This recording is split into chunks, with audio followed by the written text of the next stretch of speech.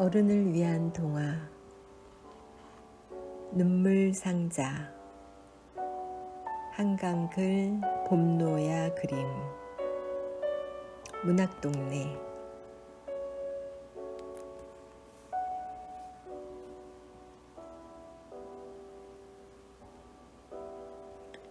옛날, 아주 오랜 옛날은 아닌 옛날, 어느 마을에 한 아이가 살고 있었다.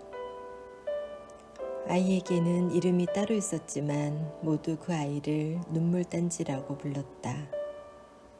왜 눈물단지였는지 우선은 그 이야기부터 해야겠다. 갓 태어났을 때 아이에게는 전혀 특별한 점이 없었다. 조그맣고 연약한 몸을 떨면서 온 힘을 다해 울음을 터뜨렸을 뿐이니까. 그 후 날이 가고 달이 가는 동안에도 아이는 여전히 평범했다. 배가 고프면 울고 덥거나 추워도 울고 몸이 아파도 울었으니까. 하지만 아기가 5살, 6살, 7살 나이를 먹어가면서 사람들은 차츰 아이에게 특별한 데가 있다는 것을 알게 되었다. 바로 아이의 눈물이었다. 물론 아이는 다른 아이들처럼 누군가가 자신의 장난감을 빼앗거나 달리다 넘어져 무릎을 다치거나 엄마가 큰 소리로 꾸지람을 할 때 울음을 터뜨렸다. 다만 이상한 점은 보통의 사람들이 결코 예측하거나 이해할 수 없는 일에 눈물을 흘린다는 것이었다. 이른 봄날, 갓 돋아난 연두빛 잎사귀들이 햇빛에 반짝이는 걸 보고 아이는 눈물을 흘렸다. 거미줄에 날개가 감긴 잠자리 한 마리를 보고는 오후가 다 가도록 눈물을 흘렸고, 잠들 무렵 언덕 너머에서 흘려든 조용한 피리 소리를 듣고는 베개가 흠뻑 젖을 때까지 소리 없이 울었다. 하루 일에 지친 엄마가 흔들 의자에 앉아 쉬는 저녁 무렵 길고 가냘픈 그림자가 벽에 드리워진 걸 보면서도 눈물을 흘렸고, 키우던 개가 10시간 동안 진통을 하며 새끼 6마리를 낳는 걸 지켜본 뒤로는 개들을 볼 때마다 눈물을 흘렸다. 아이의 눈동자는 칠흑같이 검었고 물에 적신 둥근 돌처럼 언제나 촉촉하게 젖어 있었다. 비가 내리기 직전 부드러운 물기를 머금은 바람이 이마를 스치거나 이웃집 할머니가 주름진 손으로 뺨을 쓰다듬기만 해도 주르르 맑은 눈물이 흘러내렸다. 아이 엄마는 그런 아이를 걱정했다. 아빠는 울고 있는 아이를 볼 때마다 화를 냈다. 아이는 많은 시간을 혼자서 놀아야 했다. 친구들이 좀처럼 끼워주지 않았기 때문이다. 눈물단지래, 울보래요. 눈물단지래, 울보래요. 아이는 놀림을 받으면서도 눈물을 흘렸고 층계에 걸터앉아 다른 아이들이 노는 모습을 지켜보면서도 조용히 눈물을 흘렸다. 그러던 어느 해 여름 봄날이었다. 검은 옷을 입고 검은 모자를 깊이 눌러 쓴 아저씨가 그 마을에 찾아들었다. 등에는 커다랗고 낡은 배낭을 메고 한 손에는 커다란 검은색 가방을 들고 있었다. 버스 정류장 앞에 구멍가게를 지키고 있던 아주머니는 그 낯선 사내가 누군지, 묵직해 배는 검은 가방엔 대체 무엇이 들어있을지 못내 궁금했다. 안녕하세요? 아주머니가 아저씨에게 인사했다. 안녕하세요라고 답하는 대신 아저씨는 물었다. 특별한 눈물을 가진 아이가 이 마을에 살고 있다고 들었습니다만 아주머니는 마을의 북쪽 끝에 있는 아이의 집을 가리켰다. 그 마을에 특별한 눈물을 가진 아이라면 눈물단지 뿐이었으니까. 그런데 그 애는 왜요? 아저씨는 꾸벅 목례만 남기고 돌아섰다. 이상한 사람이네. 아주머니는 고개를 갸웃하며 가게 문 밖으로 얼굴을 내밀었다. 눈을 찡그리게 하는 햇빛, 연푸른 잎사귀들을 아기 손바닥처럼 팔라기는 봄나무들 틈에서 머리 끝부터 발끝까지 검기만 한 아저씨의 뒷모습은 잘못 번진 멋자국처럼 어색해 보였다. 마침내 아이가 사는 집에 검은 옷의 아저씨가 다다랐을 때 아이는 마당의 텃밭에 갓 피어난 콩꽃을 보며 가만히 눈시울이 뜨거워지는 걸 느끼고 있었다. 검은 그림자가 햇빛을 가려서 아이는 고개를 들었다. 너로구나, 특별한 눈물을 가진 아이가. 아저씨는 눈을 가리고 있던 검은 모자를 벗어들었다. 으스스한 옷차림과는 달리 아저씨의 인상은 그다지 무섭지 않았다.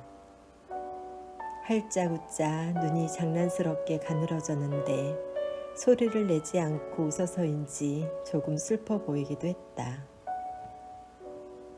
따라서 웃을까? 돌아서서 달아날까 망설이던 찰나 아이는 숨을 멈췄다. 무엇인가가 아저씨의 외투 속 가슴께에서 동그랗게 불풀어 오르는 게 보였다. 아이의 휘둥그레진 눈앞에서 그 동그란 무엇인가는 천천히 아저씨의 팔 쪽으로 옮겨가더니 아저씨의 소매 밖으로 불쑥 모습을 드러냈다. 아주 작은 복숭아빛 새였다. 녀석은 진한 장밋빛 목덜미를 움츠리며 아저씨의 창백한 손바닥에 콕콕 입맞추었다. 날개와 꼬리의 깃털만은 신비로운 푸른빛이었다. 나는 눈물을 모으는 사람이란다. 필요한 사람에게는 팔기도 하지.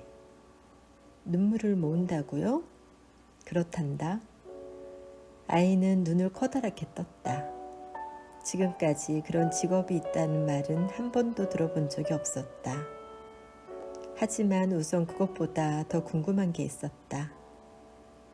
이 새는 아저씨가 키우는 거예요? 이렇게 생긴 새는 처음 봐요. 푸른 휘파람새야. 5년쯤 전에 눈물을 판 대가로 받은 녀석이지. 아마 너랑 나이가 비슷할 거다. 나한텐 하나뿐인 길동무란다. 휘파람을 불어요? 아직 나는 노래를 들어본 적이 없지만 원래는 아주 아름다운 소리로 지저귀는 새였단다. 왜 울기를 그만뒀는지는 전 주인도 확실히 모르더구나. 정들었던 첫 주인이 녀석을 팔아버린 뒤였다고도 하고. 파란 깃털이 신기해요. 그래서 푸른 휘파람새인가 봐요. 전 주인이 얘기해 준 건데 이 새의 첫 번째 주인은 녀석을 파란 새벽의 새라고 불렀다더구나. 파르스름한 새벽빛이 내릴 때만 노래를 했기 때문이란다. 파란 새벽의 새요? 아이는 문득 자기가 하루 중에 가장 좋아하는 시간이 바로 그 파란 시간이라는 걸 깨닫고는 멍한 얼굴로 서 있었다. 푸른 휘파람새, 아니 파란 새벽의 새는 조용히 아저씨의 손바닥에 앉아 아이의 눈을 마주보고 있었다. 그건 그렇고. 아저씨는 미소 띤 얼굴로 아이에게 물었다. 내가 가지고 있는 눈물들을 보고 싶지 않으냐? 아이는 여전히 어리둥절한 얼굴로 고개를 끄덕였다.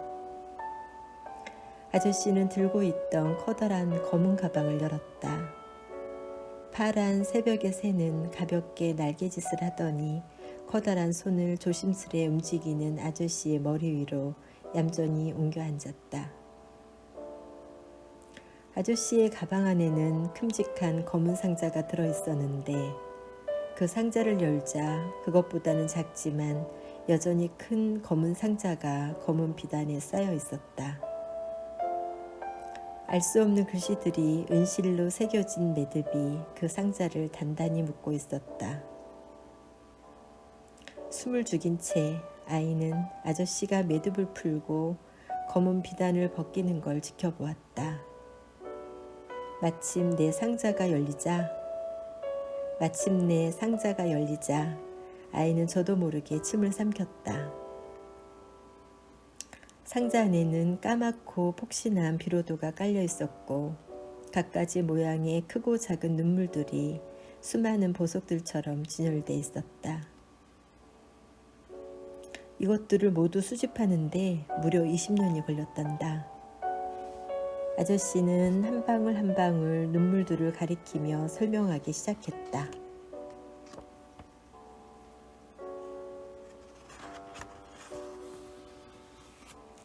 이건 먼저 양파 냄새를 맡았을 때 나오는 눈물이야. 그 옆에 있는 조그만 건 하품한 뒤 눈꼬리에 맺히는 눈물이지. 아이는 눈을 빛내며 상자 가까이로 다가갔다. 주황빛이 도는 이 눈물은 화가 몹시 났을 때 흘리는 눈물, 회색이 감도는 이 눈물은 거짓으로 흘리는 눈물, 연보랏빛 눈물은 잘못을 후회할 때 흘리는 눈물, 진한 보랏빛 눈물은 부끄럽거나 자신이 미워서 흘리는 눈물, 검붉은 눈물은 보고 싶은 사람을 보지 못할 때 흘리는 눈물, 분홍빛 눈물은 기쁨에 겨워 흘리는 눈물, 연한 갈색의 저 눈물은 누군가 가엾다고 느껴질 때 흘리는 눈물이란다. 연한 연두색 눈물은요? 아기들의 눈물이야. 그 뒤에 조금 진한 연두색 눈물도요? 아니, 그건 엄마들이 아기들을 위해 흘리는 눈물이야. 그럼 이 커다랗고 아름다운 푸른빛 눈물은요? 사랑하는 사람을 위해 흘리는 눈물이야. 그 옆에 있는 붉은 눈물은요? 아주 고통스러운 일을 겪은 뒤에 아주 오래 울고 난 뒤에 그 눈물까지 마르고도 시간이 한참 지난 뒤에 처음으로 다시 흘리는 눈물이란다. 그러니까 더 구하기 어려운 눈물이지. 아이는 입을 다물 수 없었다. 아저씨는 정말 수많은 눈물을 가지고 계시네요. 그런데 아직도 가지지 못한 눈물이 있어요? 그래, 있단다. 아저씨는 입가에 미소를 머금었다. 내가 찾고 있는 건 순수한 눈물이야. 순수한 눈물이요? 자기가 울고 있다는 것조차 알지 못하면서 흘리는, 특별한 이유가 없지만 또한 이 세상의 모든 이유들로 인해 흘리는 그런 세상에서 가장 아름다운 눈물이란다. 그런 눈물이 정말 있나요? 난 내가 혹시 그 눈물을 가지고 있지 않나 생각했는데 말이야. 아이는 말끄러미 아저씨의 눈을 올려다봤다. 아저씨도 물끄러미 아이의 눈을 내려다봤다. 아이는 이내 세차게 고개를 저었다.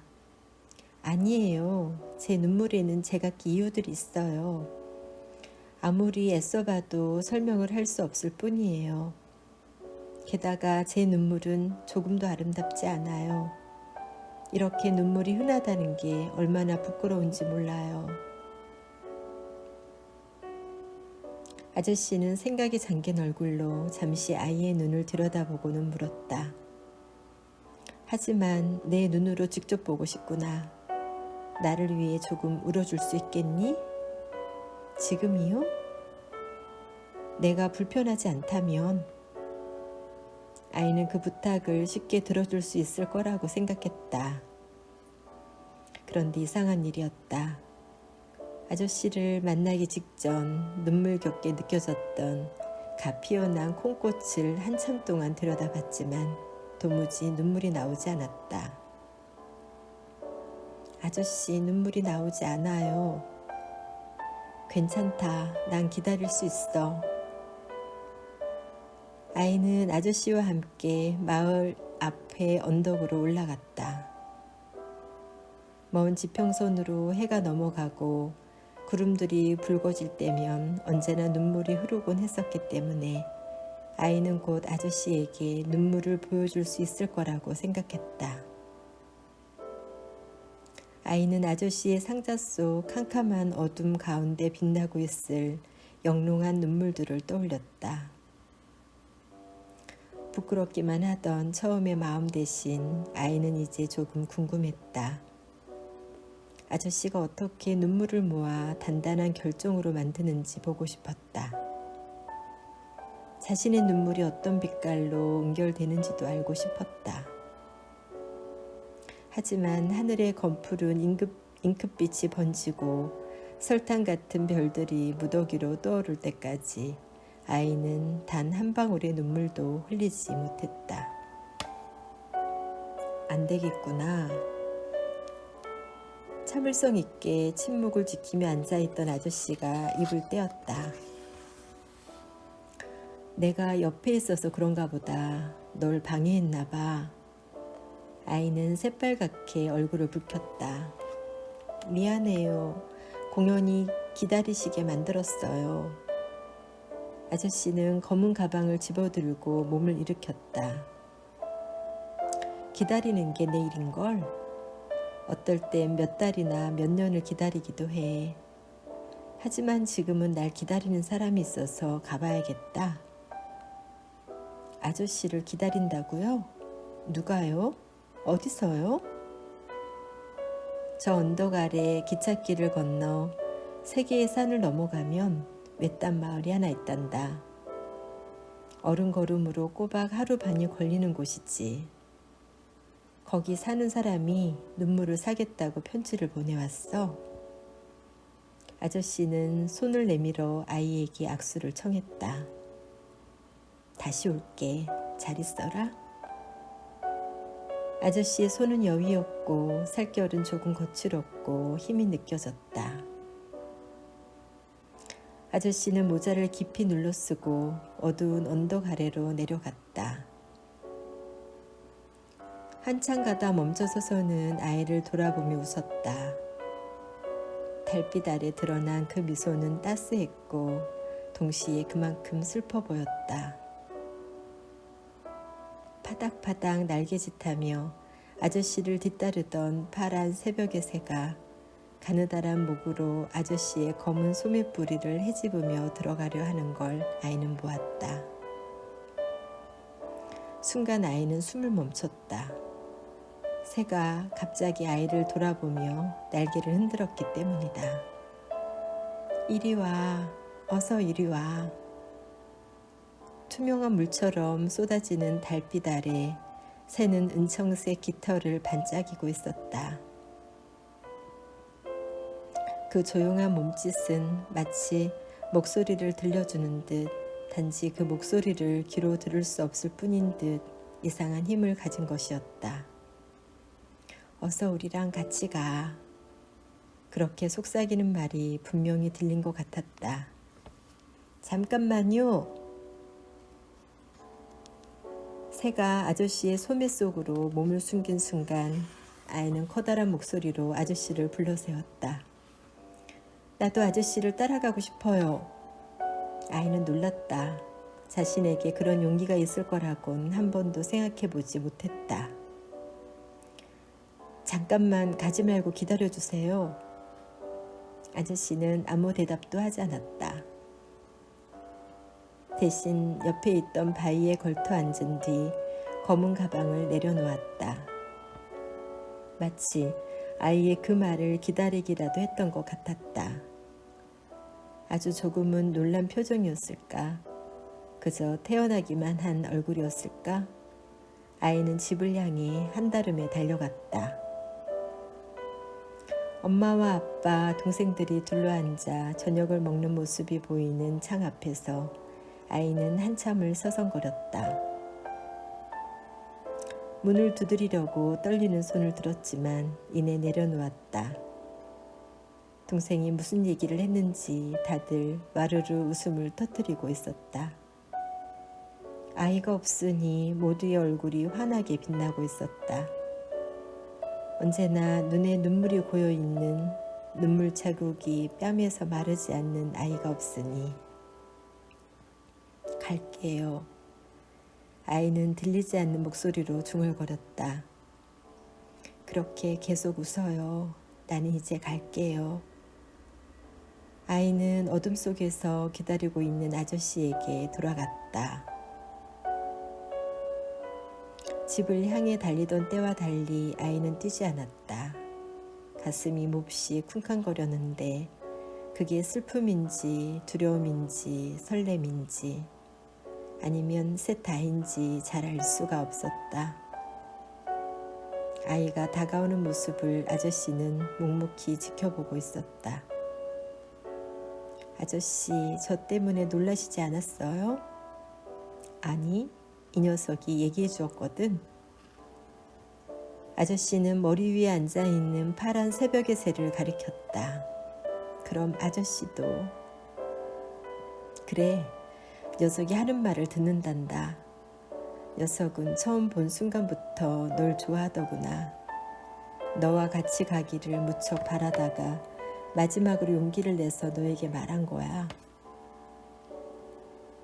아이는 아저씨와 함께 밤늦도록 걸었다. 두 사람 모두 오래 말이 없었다. 달빛이 만든 두 그림자가 젖은 풀숲 위로 앞장서 갔다. 힘들진 않느냐? 아니요, 걷는 걸 좋아해요. 저 산들을 넘어가면 뭐가 있을지 언제나 궁금했어요. 산자락이 끝에 이르렀을 때 아저씨는 잠시 눈을 붙이고 가자고 했다. 잠시 눈을 붙이고 가자고 했다. 아저씨가 텐트를 치고 불을 피우는 동안 아이는 눈에 가득 차는 밤별들을 보았고 이날따라 그 빛들이 적막하다고 느꼈다. 아름다운 곳들을 보거나 들을 때면 언제나 그랬듯 저도 모르게 눈물이 솟아오르는 걸 느꼈다. 하지만 아저씨에게 그 눈물을 보여주고 싶지는 않았다.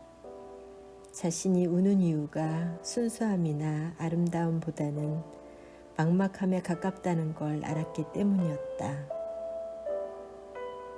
한없는 부끄러움이 느껴졌다. 얼른 손등으로 눈물을 훔친 뒤 아이는 아저씨에게 물었다. 순수한 눈물에 대해서 더 얘기해 주세요. 파란 새벽의 새는 아저씨 손바닥에 앉아 나다를 쪼아먹고 있었다. 아저씨는 불을 뒤적여 감자를 꺼내며 대답했다. 세상의 모든 눈물이 태어나기 전의 눈물. 태어나기 전이요? 세상의 모든 눈물이 죽은 뒤의 눈물. 죽은 뒤에요? 세상의 모든 눈물들 사이에 고인 눈물. 점점 알 수 없는 대답이었다. 그 눈물에 닿는 것만으로 우리는 단단하게 얼어붙었던 마음도 천천히 녹기 시작한단다. 두 사람이 감자를 다 먹었을 때 파란 새벽의 새는 졸린 듯 목을 구부리고는 부리로 제 가슴털을 매만졌다. 내일 새벽에 일어나려면 좀 자둬야 할 거다. 너는 텐트에 들어가 자거라. 아저씨는요? 난 불옆이 따뜻해서 좋아. 아이는 텐트 안에 들어가 아저씨가 준 담요를 몸에 말고 누웠다. 오래 뒤척이다 밖으로 나왔을 때 침낭 속에서 잠든 아저씨가 보였다. 달은 잠시 구름에 가렸고 별들은 거대한 무리를 이룬 채 어디론가 흘러가고 있었다. 어둠 속에 선 채로 아이는 다시 눈물이 고이는 걸 느꼈는데 그건 단순히 두고 온 가족이나 집에 대한 생각이 아닌 어떤 알 수 없는 깊은 슬픔에서 연유하는 것 같았다. 하지만 역시 이미 잠들어 있는 아저씨를 깨우거나 하지는 않았다. 다음 날 새벽, 이상하고 아름다운 소리를 꿈에 듣고 아이는 놀라 깨어났다. 집채만큼 커진 파란 새벽의 새가 날개를 펼치는 꿈이었다. 거대한 푸른 깃털을 날리며 처음 듣는 신비로운 소리로 새는 아이의 눈앞에서 울었다. 아이는 눈을 비비며 텐트 밖으로 나왔다. 파르스름한 빛이 사위에 가득했고 하늘의 칠흑 같은 어둠은 차츰 고두어져 가고 있었다. 아저씨의 침낭은 개켜졌고 여장도 완전히 꾸려졌다. 모닥불에서 새 감자가 익고 있었다.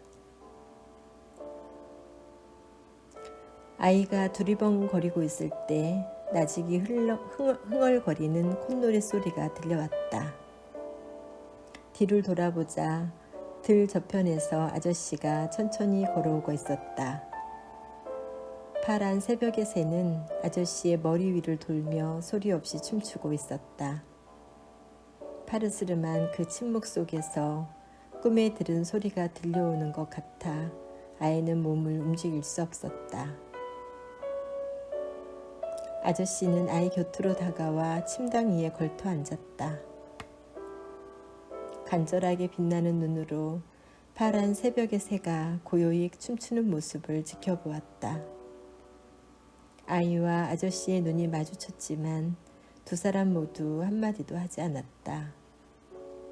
새벽빛이 가시고 모든 나무들이 제 빛깔을 되찾았을 때에야 새는 날개짓을 멈추고 아저씨의 머리 위에 내려앉았다. 배고프지 않니? 아저씨는 불 속의 감자를 꺼냈다. 어서 먹자. 오늘은 갈 길이 멀다. 먹는 동안 아이는 아무 말도 하지 않았다. 새벽에 지켜본 새의 춤, 하얗고 축축한 안개, 발목에 살갗을 차갑게 적신 풀잎 따위가 입을 여는 순간 흩어져 버릴 것만 같았다. 식사를 마친 뒤 여장을 챙겨 들고 아저씨는 앞서 걷기 시작했다. 아이와 파란 새벽의 새는 뒤따라 걸어갔다. 새는 가끔씩 아이의 머리에 살며시 내려앉기도 하고 부드러운 꼬리털로 아이의 뺨을 간지리곤 달아나기도 했다. 산은 가팔랐고 길은 멀었지만 새 덕분에 아이는 기운을 내서 계속 걸을 수 있었다. 숲속 나무 그늘에서 점심으로 주먹밥을 먹고 난 뒤 아이는 물었다. 아저씨, 파란 새벽의 새는 눈물을 팔고서 얻은 거라고 하셨죠? 그럼 눈물을 사면 아저씨는 답례로 뭘 주나요? 아저씨는 빙그레 웃었다. 선물을 주지. 어떤 선물을요? 궁금하니?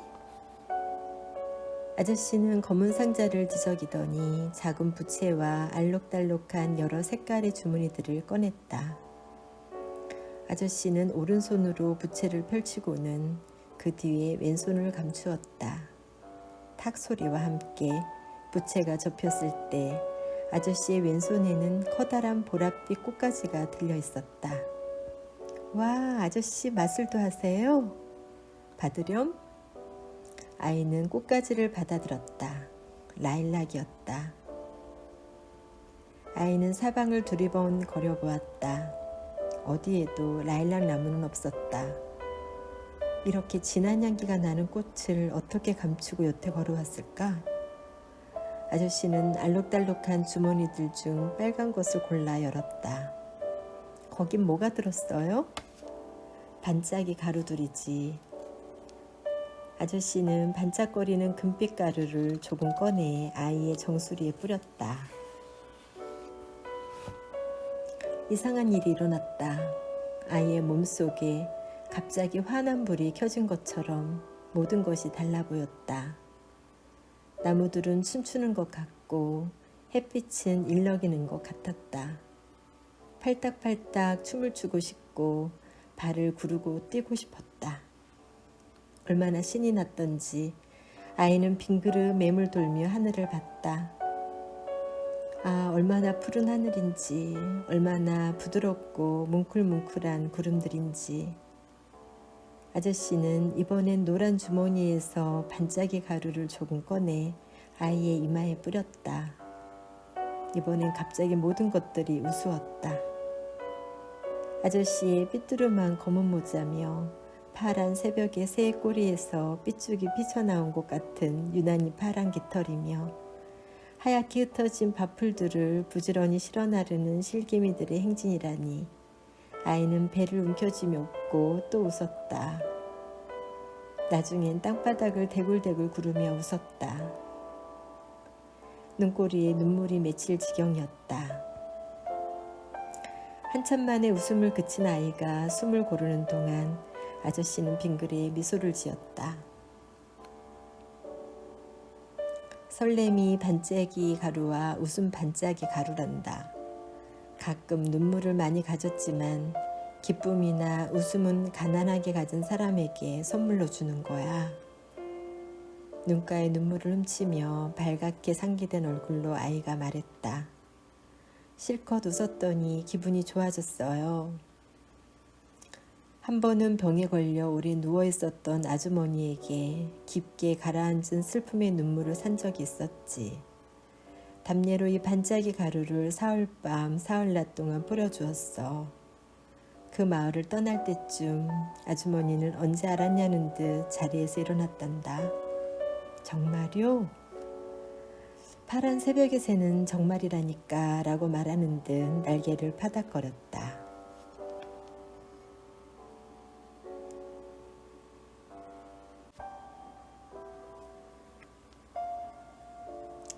오후 내내 아이는 힘든 줄 모르고 걸었다.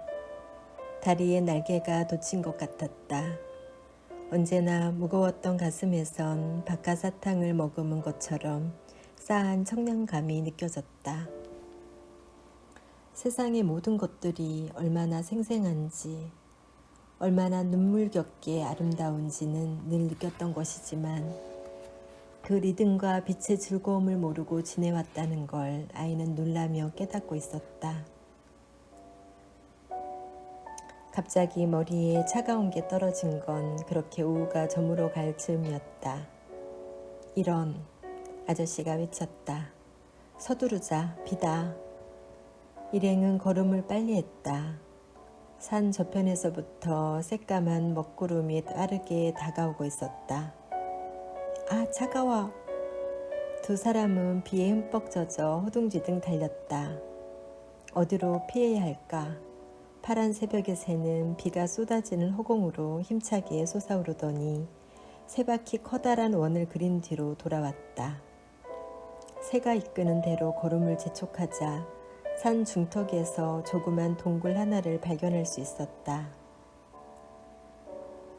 아저씨는 동굴 안쪽에 배낭을 내려놓았다. 검은 상자를 꺼내서는 정성스럽게 빗물을 닦아댔다. 파란 새벽의 새는 푸두득 푸두득 깃털에 빗방울들을 털어냈다. 아이는 조금 전 동굴 입구 언덕배기에서 나무 뿌리를 밟고 미끄러지는 바람에 무릎팍이 흙탕물 범벅이었다. 아이가 떨고 있는 것을 보고 아저씨는 배낭에서 검은 스웨터를 꺼내 아이의 어깨에 덮어주었다. 아이와 아저씨는 동굴 입구에 나란히 서서 비를 바라보았다. 비는 모든 것을 씻으며 아래로 흙탕물을 이루며 흘러내려갔다. 하늘이 눈물을 흘리시는구나. 아저씨의 목소리가 고요한 동굴을 울렸다. 그날 밤은 동굴에서 묵기로 했다. 다행히 비는 그쳤지만 흠뻑 젖어버린 저녁 산길이 미끄러울 걸 염려해서였다. 아저씨는 익숙한 솜씨로 불을 피웠다. 젖은 나무가 타며 매캐한 연기가 나서 아이는 기침을 했다. 모닥불에 불빛이 들이운 아저씨와 새의 그림자가 너무 크게 일렁거려 아이는 조금 무서웠다. 마치 나름의 생명을 가진 것처럼 그림자들은 동굴의 벽에서 떨며 부풀며 으르렁거렸다. 무서움을 잊으려고 아이는 말했다. 아저씨가 세상을 떠돌아다니며 만났던 사람들 얘기해 주세요. 밤이 깊도록 아저씨는 자신에게 눈물을 팔았던 사람들의 이야기를 들려주었다. 불이 나서 모든 것을 잃어버린 사람, 믿었던 친구에게 배신당한 사람, 아버지나 어머니 혹은 애인의 사랑을 받고 싶었던 사람, 자신이 하고 싶은 일이 무엇인지 끝끝내 찾아낼 수 없었던 사람. 아이는 담요 속에 얼굴을 묻고 웅크려 누워 때로는 몰래 눈물을 흘리며 이야기를 들었다. 아저씨가 선물로 뿌려준 반짝이 가루 덕분에 그들이 기뻐했던 이야기를 들을 때면 웃음을 터뜨리기도 했다. 다음 날 아침 잠에서 깨어났을 때 아이는 자신이 퍽 오랜 시간을 살고 퍽 많은 낯선 곳을 떠돌아다닌 어른이 된 것 같은 기분이 들었다. 그날의 산길 역시 힘들었지만 이제 아이는 자신이 퍽 강해졌다고 느꼈다. 돌부리에 발이 걸려 넘어져도 눈물을 찔끔 흘리거나 얼굴을 찡그리는 대신 웃음을 터뜨릴 수 있었고, 널찍한 바위를 만나 걸터 앉아 쉴 때면 파란 새벽의 새와 침묵 속의 대화를 나누는 걸 즐기게 되었다. 파란 새벽의 새는 마치 아이의 얼굴을 어루만지고 싶은 듯 가까이 날아와 뺨을, 눈두덩을 푸른 꼬리털로 보드러운 가슴털로 쓸고 가곤 했다. 수없이 흐르던 눈물의 흔적을 더듬고 싶다는 듯이, 그 물에 깃털을 적시고 싶어 못 견디겠다는 듯이.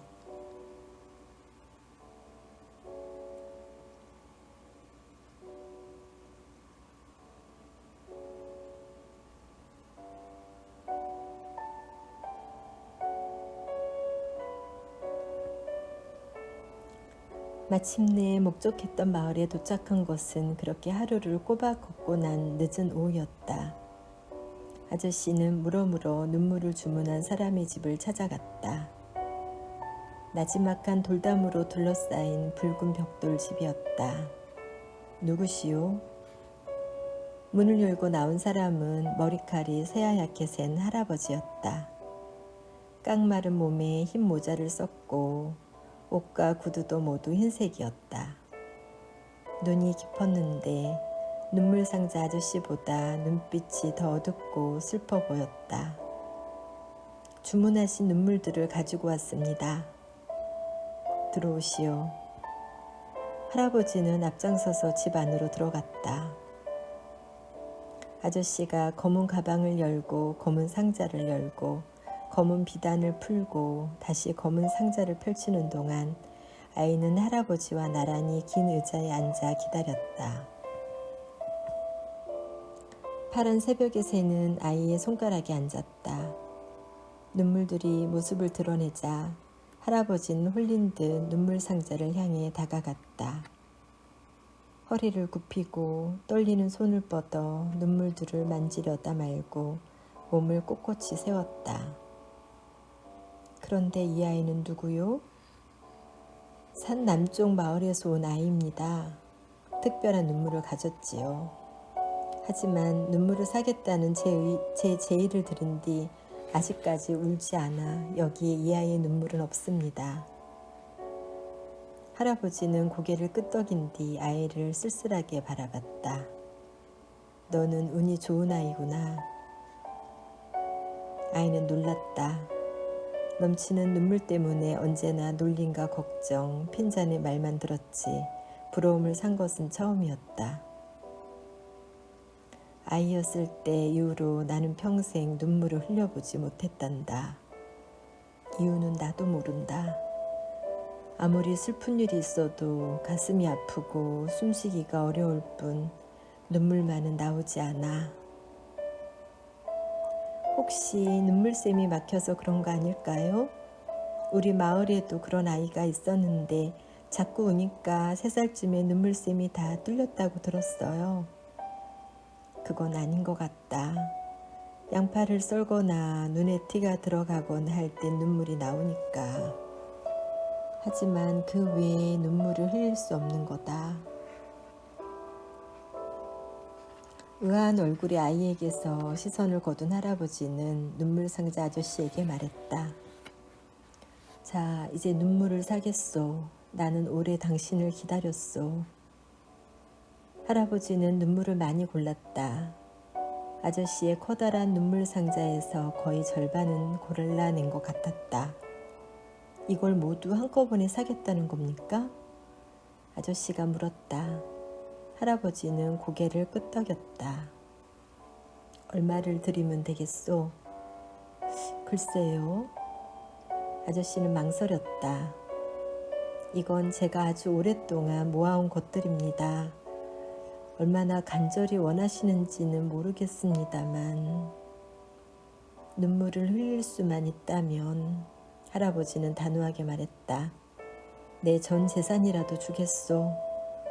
전 재산이래 봐야 이 집과 가구들, 뒷뜰의 암탉들 뿐이지만 말이요. 아이는 너무 놀라 입을 다물 수가 없었다. 할아버지. 아이는 침을 삼키며 물었다. 그렇게까지 눈물을 흘리고 싶어하는 이유가 뭐예요? 할아버지는 흰 모자를 벗어들었다. 눈을 내리깔고 말없이 눈물 상자를 내려다보다가 무겁게 입을 떼었다. 아버지가 돌아가셨을 때 나는 한 방울의 눈물도 흘리지 못했다. 모두 나를 냉정한 아들이라고 손가락질했지. 나는 아내를 사랑했지만 아내는 눈물을 흘릴 줄 모르는 내가 무섭다며 떠나버렸어. 짐을 꾸려 떠나는 모습을 나는 지켜보고만 있었다. 알겠니? 내가 그 순간 단 한 방울의 눈물만 흘릴 수 있었어도 아내는 떠나지 않았을 거다.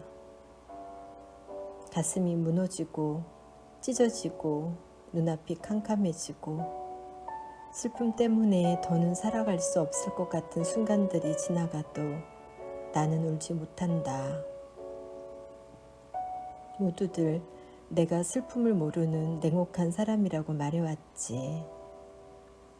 바늘에 찔려도 피 한 방울 안 날 사람이라고. 하지만 그건 사실이 아니야.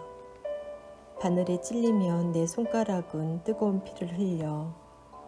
이를 악물고 머리를 벽에 찍고 어둠을 향해 미친 듯이 고함치고 싶은 고통을 매 순간 느끼며 살아왔어. 하지만 계속해서 그런 말을 듣다 보니 나마저도 내가 정말 차가운 사람이 아닐까 하는 생각을 하게 되었어. 정말 그럴까? 세상의 모든 사람들은 나보다 영혼이 뜨겁고 나보다 생생하게 심장이 살아있는 걸까? 하지만 그건 내가 직접 울어보기 전에는 알 수 없는 일일 거야. 눈물이라는 게 어떻게 사람의 마음을 변화시키는지 직접 경험해보기 전에는 말이다. 나는 늙었고 살아갈 날이 많이 남지 않았어. 이제는 알고 싶구나. 할아버지는 집과 닭장의 열쇠가 묶인 꾸러미를 눈물 상자 아저씨에게 건넸다. 아닙니다. 아저씨는 고개를 저었다. 이렇게 하시면 앞으로 어떻게 지내시려는 겁니까? 받을 수 없습니다. 하지만 할아버지는 고집스러웠다. 열쇠 꾸러미를 탁자 위에 놓고는 조금 전에 골라놓은 눈물들을 한 방울씩 입안에 넣기 시작했다. 어떤 눈물은 작아서 곧 삼킬 수 있었지만 어떤 눈물은 덩어리가 커서 오랫동안 머금어 녹인 뒤에야 삼킬 수 있었다. 눈물들을 모두 삼킨 뒤 할아버지는 흔들 의자에 등을 기대고 앉았다. 아이와 아저씨는 조금 물러서서 할아버지를 지켜보았다. 할아버지는 말없이 고개를 수그리고 피곤한 듯 두 손으로 얼굴을 감싸쥐었다. 뉘엿뉘엿 날이 저물고 있었다. 얼마의 시간이 흘렀을까? 할아버지 어깨가 들썩이기 시작했다. 가느다란 흐느낌이 주름진 손가락들 사이에서 새어나왔다. 흐느끼는 소리는 점점 커졌다. 할아버지는 손바닥으로 거푼 눈물을 닦아냈다. 흥건히 젖은 손을 손수건으로 닦았고 울음이 격해지자 옷자락으로 마구 문질러 닦았다. 할아버지의 주름진 얼굴은 눈물과 콧물로 범벅이 되었다. 아버지, 가지 마라. 당신이 어떻게 나에게. 40여 년 전 아버지를 여의었을 때, 20년 전 아내가 떠났을 때, 그보다 오래전에 어린 시절 아끼던 개를 잃었을 때 흘리지 못했던 눈물들이 지금 이 순간 한꺼번에 터져 나오는 것이었다. 할아버지는 몸을 가누지 못하고 마룻바닥에 엎드렸다. 온몸을 떨며 몸부림치며 할아버지는 울었다. 해가 완전히 넘어가 하늘이 깜깜해졌다. 창문으로 희끄무리한 불빛이 새어들어왔다. 아이와 아저씨는 조용히 물러서서 숨소리를 죽인 채 할아버지의 모습을 지켜보았다. 얼마나 더 울었을까? 어느 순간 할아버지 웃음소리가 달라지고 있는 것을 아이는 발견했다. 이제 할아버지는 이따금씩 고개를 들고 허허허 하는 웃음이 섞인 이상한 울음을 울었다. 몸을 일으켜서 펄쩍펄쩍 뛰며 괴상한 춤을 추기도 했다. 가엾은 할아버지가 슬픔 때문에 미쳐버린 걸까? 아이는 다가가서 할아버지 손을 붙잡으려고 했다. 아저씨가 아이의 어깨에 손을 얹으며 만류했다. 기쁨의 눈물을 흘리는 거야.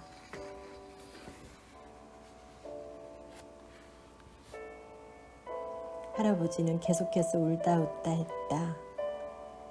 여동생에게서 첫 조카가 태어났을 때, 고대했던 시험에 붙었을 때, 죽은 줄 알았던 개가 절름절름 살아 돌아왔을 때, 아내가 떠난 뒤 처음 심었던 살구나무가 어린 열매를 맺었을 때, 아버지가 밤새워 깎은 목마를 8살 생일 선물로 받았을 때, 그때 흘리지 못했던 기쁨의 눈물들이 지금 흘러넘치는 것이었다. 마침내 할아버지의 울음이 가라앉은 것은 자정이 넘어서였다. 할아버지는 더 이상 흔들 의자에서 움직이지 않았다. 아이가 조심스럽게 불을 밝히자 할아버지의 얼굴이 온통 젖어 있는 게 보였다. 목도 셔츠도 두 손도 할아버지는 몹시 지쳐 보였다. 그런데 어째서일까? 얼굴만은 생기 있게 빛나고 있었다. 젊어지는 샘물이라도 얼굴을 담근 듯 10년쯤 나이를 거꾸로 먹은 것처럼 보였다. 이제 끝난 모양이요. 할아버지가 말했다. 할아버지의 음울하던 목소리가 얼마나 맑아졌던지 아이는 자신의 귀를 믿을 수 없었다. 당신은 당신이 산 눈물을 오늘 다 써버렸습니다. 아저씨의 말에 할아버지는 고개를 주걱거렸다. 알고 있어. 아이는 할아버지의 곁으로 한 발 다가섰다. 할아버지 괜찮으세요? 할아버지는 손을 뻗어 아이의 머리를 쓰다듬었다.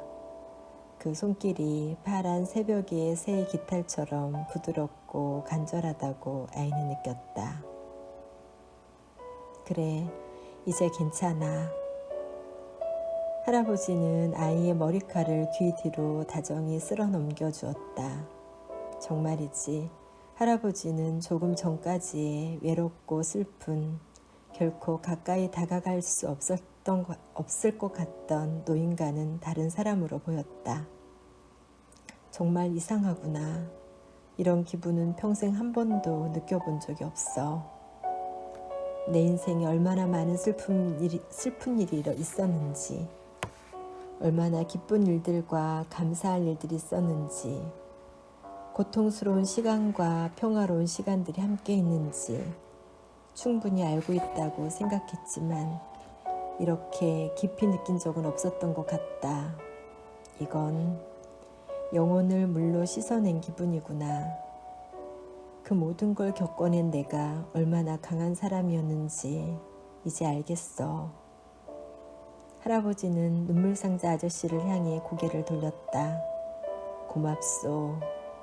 할아버지는 아쉬운 듯 씁쓸하게 웃었다. 당신이 말한 대로 눈물을 모조리 써버렸으니 이제 더는 눈물을 흘릴 수 없다는 걸 알고 있어. 하지만 오늘의 기억만으로도 남은 인생을 살아갈 수 있을 것 같소. 눈물 상자 아저씨는 고개를 젓더니 잠시 생각에 잠겼다. 아저씨는 할아버지에게 물었다. 당신은 평생토록 눈시울이 뜨거워진 적도 눈앞이 뿌얘진 적도 없었습니까? 없었소. 단 한 번도. 그렇다면 그림자 눈물샘이 얼어붙었다는 건데 조금 전 비록 당신의 몸에서 생긴 눈물은 아니었지만 그토록 많은 눈물을 흘렸으니 덕분에 그림자 눈물샘이 녹았을지도 모르겠습니다. 그림자? 눈물샘이요? 아이의 눈이 둥그레졌다. 할아버지의 눈도 영문을 모르겠다는 듯 커졌다. 아저씨는 검은 가방의 안주머니를 뒤적이더니 검은 비단으로 꼭꼭 여며 싼 조그만 상자를 꺼냈다. 상자를 열자 다시 조그만 검은 주머니가 나왔다. 주머니를 열자 칠흑같이 검은 눈물 한 방울이 반짝이고 있었다. 바로 이게 그림자 눈물이란다. 아저씨는 이번에는 검은 가방의 옆주머니에서 손정등을 꺼냈다. 이건 평범한 손정등이야. 아저씨는 아이에게 집안의 불을 모두 끄게 했다. 그러곤 그 조그만 검은 눈물을 높이 들어올리게 했다. 아저씨는 손정등을 켜서 그 빛이 검은 눈물을 통과하고 할아버지의 몸을 지나 흰 벽에 커다란 그림자를 들이우게 했다. 그림자도 눈물을 흘린단다. 눈물의 입자가 너무 고와서 곧 공기 중으로 날아가 버리기 때문에 우리가 잘 모를 뿐이지. 이 눈물은 이렇게 꼭꼭 여며 싸서 가지고 다녀야 한단다. 햇빛 아래에서 펼쳐지기라도 하면 순식간에 눈앞에서 사라져버리고 말아. 어떤 사람은 눈으로 흘리는 눈물보다 그림자가 흘리는 눈물이 더 많단다.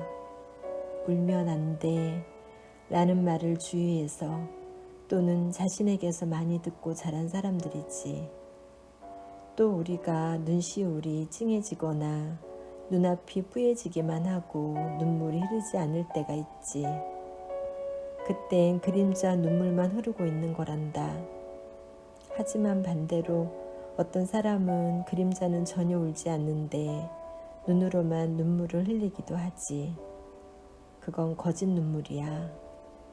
어쨌든 이 그림자 눈물을 들고 앞으로 이 손정등을 비추면 그림자 눈물 뒤에 선 사람의 그림자 안에서 그림자 눈물 샘이 드러나는 걸 볼 수 있을 거야.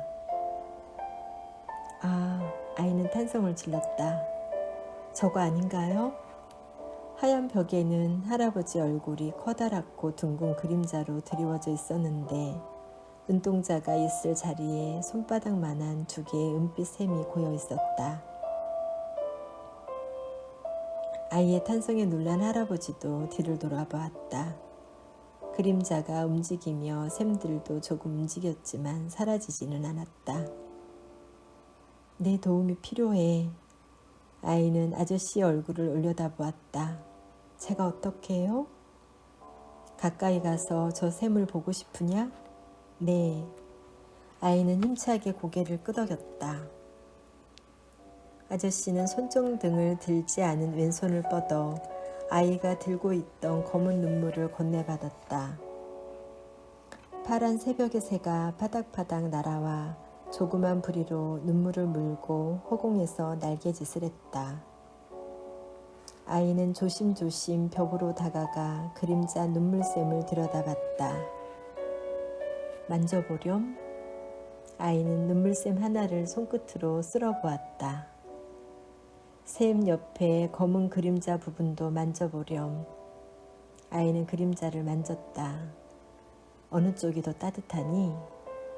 샘이 더 따뜻해요. 아저씨는 후 하고 안도의 한숨을 내쉬었다. 다행이구나. 조금 전에 흘린 눈물 덕분에 얼어붙었던 표면이 조금 녹은 모양이다. 아저씨, 그런데 뭔가가 조금씩 흘러내리는 것 같아요. 모두가 지켜보는 앞에서 그 은빛 샘으로부터 아주 작은 물방울 같은 것이 가만가만 흘러나오고 있었다. 아이는 할아버지 얼굴을 보았다. 할아버지는 놀랍고 신비롭다는 듯 눈을 크게 뜨고 있을 뿐 전혀 울고 있지 않았다. 아저씨, 할아버지는 울고 있지 않은데요? 그래, 그림자만 울고 있구나. 아저씨는 아이에게 말했다. 그림자 눈물샘을 좀 더 가까이에서 들여다볼 수 있겠니? 아이는 얼굴을 벽에 바싹 댔다. 이건 뭐가 보이니? 아이는 말을 잃은 채 얼어붙은 듯 서 있었다.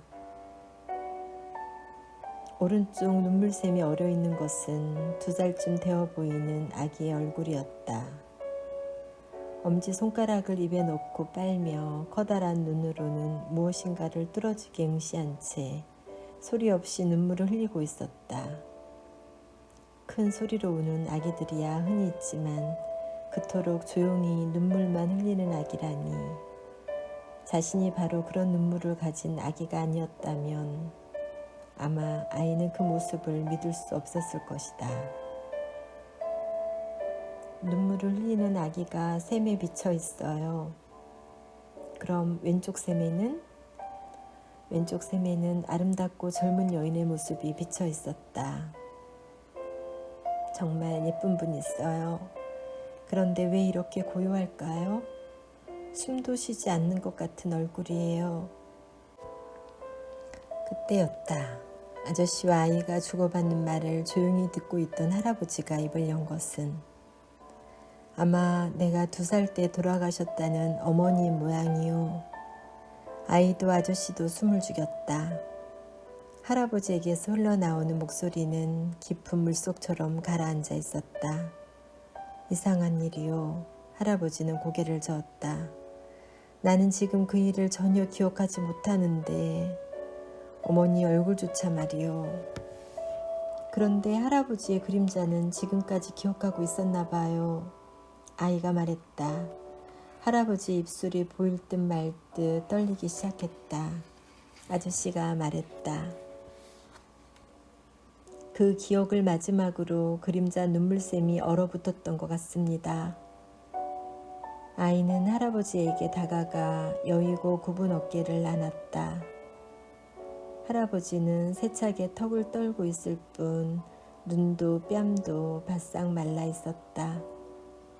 할아버지. 사실은 처음 할아버지가 눈물들을 삼킨 뒤 울기 시작한 순간부터 아이는 이렇게 할아버지를 안고 싶었다. 할아버지의 흰 옷에서 오래 달인 약 같은 쓴냄새가 났다. 아이의 뺨이 그 옷의 가슴팍을 적셔 둥근 얼룩을 만들었다.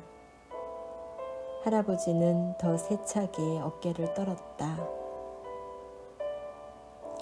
아이는 고개를 들고 할아버지를 올려다보았다. 눈물 때문에 모든 것이 흔들려 보였다.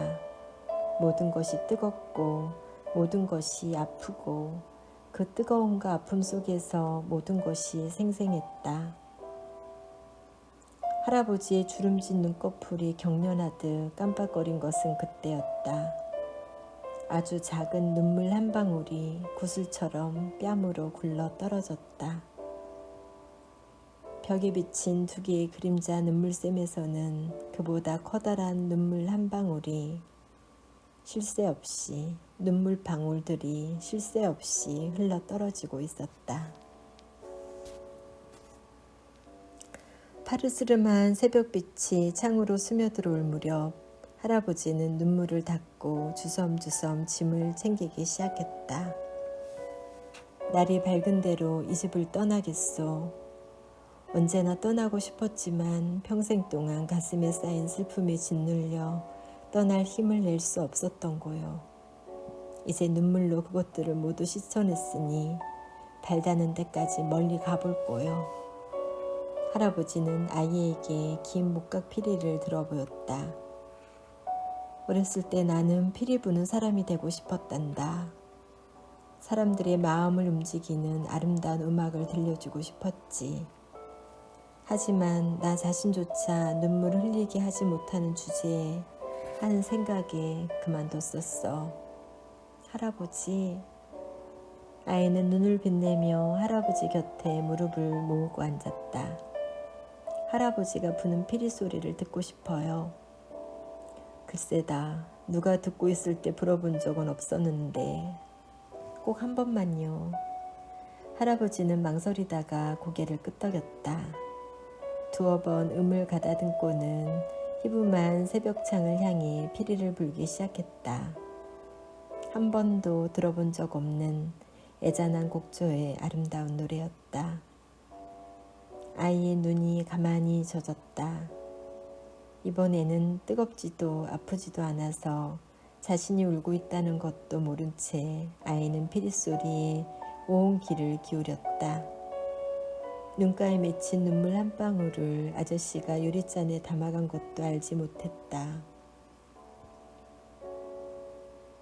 언젠가부터 파란 새벽의 새가 피리 소리에 맞춰 춤을 추고 있는 것을 아이는 알아챘다. 점점 춤이 빛난다고 작은 불꽃이 타오르는 것 같다고 느낀 순간 파란 새벽의 새는 복숭아빛 부리를 벌렸다. 이 세상의 어떤 소리와도 닮지 않은 소리로 새는 울었다. 연주가 끝났을 때는 날이 밝았고 파란 새벽의 새는 언제 그랬냐는 듯 아저씨의 어깨 위로 내려앉았다. 아저씨는 눈물의 잔을 든 채 우두커니 서 있다가 할아버지를 향해 중얼거렸다. 고맙습니다. 평소처럼 침착한 표정이었지만 목소리는 조금 떨렸다. 이 녀석의 노래를 오늘 처음 들었습니다.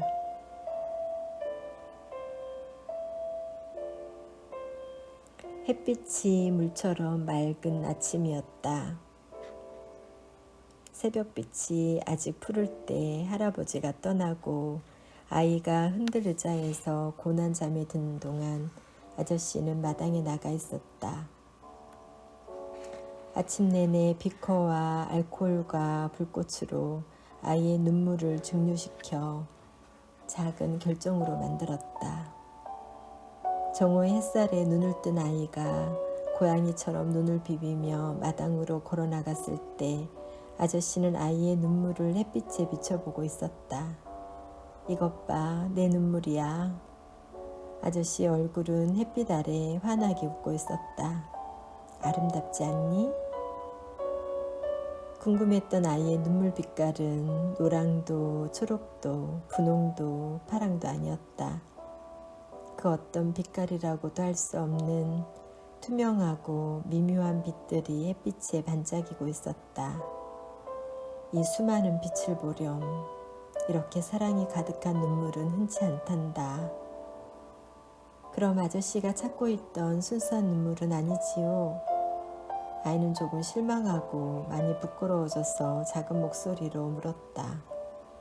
글쎄다. 순수한 눈물이란 아무것도 담겨있지 않은 눈물을 말하는 게 아니야. 모든 뜨거움과 서늘함, 가장 눈부신 밝음과 가장 어두운 그늘까지 담길 때 거기 진짜 빛이 어리는 거야. 아저씨는 가만히 팔을 뻗어 아이의 손을 잡았다. 오히려 내 눈물에는 더 많은 빛깔이 필요한 것 같구나. 특히 강인한 말이야. 분노와 부끄러움, 두려움까지도 피하거나 두려워하지 않는, 그렇게 해서 눈물에 어린 빛깔들이 더욱 복잡해질 때 한순간 내 눈물은 순수한 눈물이 될 거야.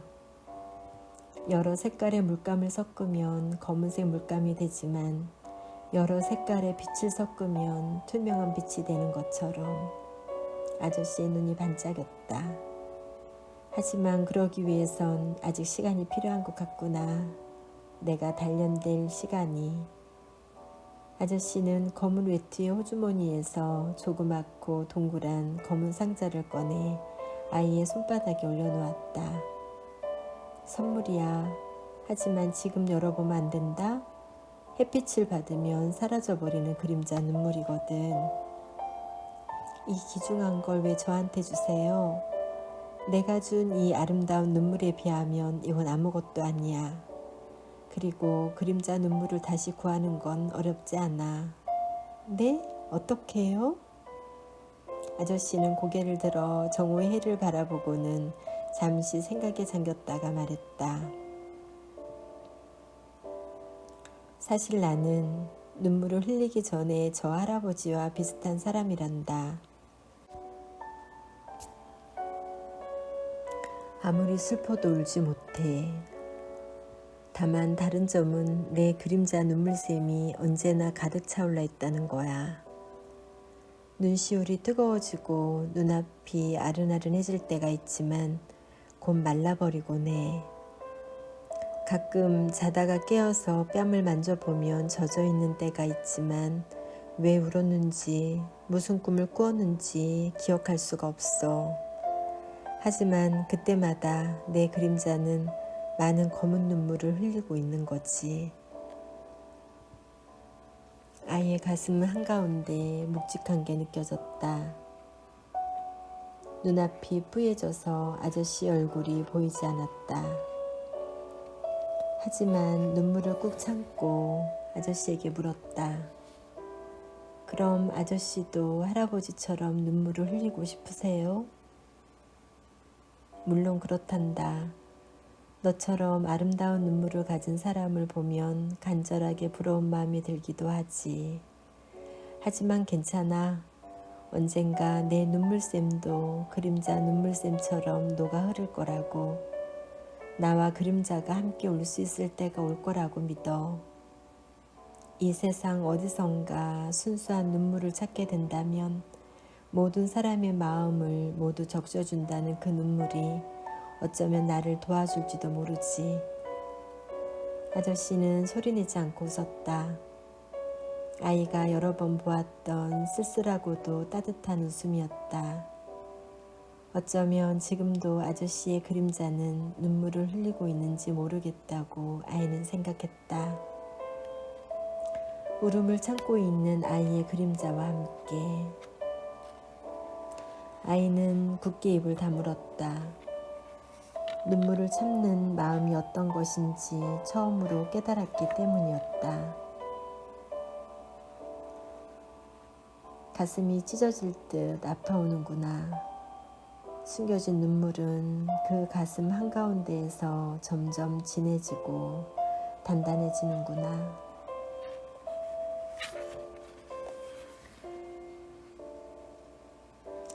아이는 파란 새벽의 새를 두 손으로 안고 입을 맞추었다. 잘 가, 새야. 헤어지기 싫지만 다시 만날 때 내가 어떤 모습이 되어 있을지 궁금하구나. 그리고 내 눈물도 이 눈물단지야. 아저씨가 아이의 볼을 장난스럽게 꼬집어서 아이는 웃음을 터뜨렸다. 아이가 그 별명을 듣고 웃는 것은 이번이 처음이었다. 꼭 다시 와야 돼요. 약속 안 지키면 가만 안 둘 거예요. 아이는 그림자 눈물 상자를 호주머니 깊숙이 넣고는 뒤돌아서서 달리기 시작했다. 2번, 3번 뒤를 돌아보며 아저씨에게 손을 흔들었다. 아이는 힘차게 들판을 달리고 언덕과 산을 한다름에 넘어갔다. 집으로 엄마가 연두빛 눈물을 흘리며 기다리고 있을 집으로 달렸다.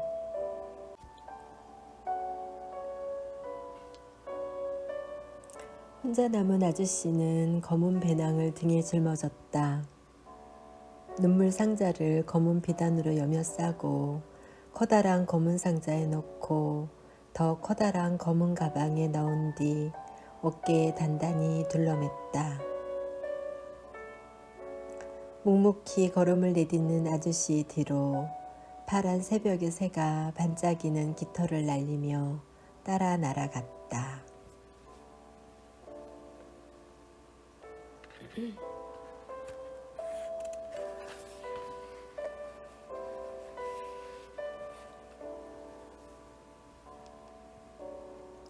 2008년 봄, 강.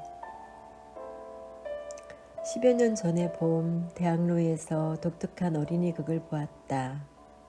덴마크 출신의 중년 남자가 만들고 공연한 1인극으로 제목은 눈물을 보여드릴까요? 였다. 오래전의 기억이라 모든 것이 희미하지만 검은 상자를 들고 무대에 나타난 그가 커다랗고 투명한 눈물방울들을 꺼내 보여주었던 것만은 강한 인상으로 남아있다. 그 후로 긴 시간을 지나오는 동안 이따금 선명히 떠올라 마음을 씻어주던 그 이미지, 상자 속 동물들의 반짝임, 그 이미지에 감사한다. 아무리 수소문해도 이름을 아는 사람을 찾아낼 수 없었던 가족 없이 몇 년 전에 세상을 떠났다는 풍문만 들을 수 있었던 그에게 머리 숙여 감사한다. 나에게 그 연극을 보여주고 동화를 완성하기까지 진심으로 격려해준 친구에게도 따뜻한 감사를 전한다. 눈물을 상자에 모으는 아저씨가 있다는 설정 외의 모든 것을 새롭게 썼다는 점도 사족으로 밝혀둔다. 때때로 예기치 않은 순간에 우리를 구하러 오는 눈물에 감사한다.